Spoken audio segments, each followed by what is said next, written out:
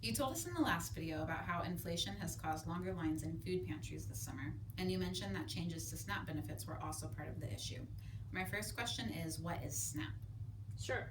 SNAP stands for Supplemental Nutrition Assistance Program, and it's the program a lot of people think of as food stamps. So what changed? Sure. So during the pandemic, the federal government started adding additional SNAP benefits for people because a lot of people were out of work. And then this March, here in Texas, those benefits went away at the end of the COVID emergency. So in Texas, the average family has lost $211 a month in SNAP benefits.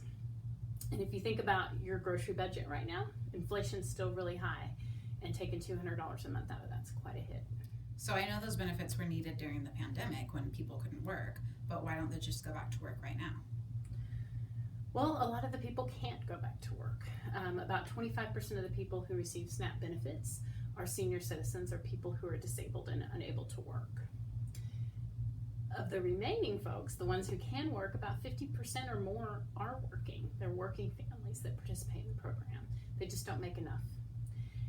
And then the last 25%, it's actually a little less than 25% who aren't working that participate in the program, they do have work search requirements. So they are people who are actively looking for work. And if someone offers them a job, they're required to take it if they want to keep SNAP benefits. Food stamps should be enough to feed a family, right? Not completely. The value you get from your food stamps is based on something the USDA developed called the Thrifty Food Plan. And there's actually 4 levels of food plans, and the Thrifty one is the lowest level. So it provides enough to keep a family alive, but not necessarily enough to keep them to thrive. And that's what we want for our families. Children who are food secure do better in school, and that helps ensure that the family and the children don't end up in the cycle of poverty. Also, people who are food secure have better health outcomes, so they're more productive at work, so they can get better jobs, so that they can move out of the cycle of poverty, and they have less expenses for health-related expenses. So altogether, having a little bit more available, like at food pantries, really does help a family move from staying alive to thriving.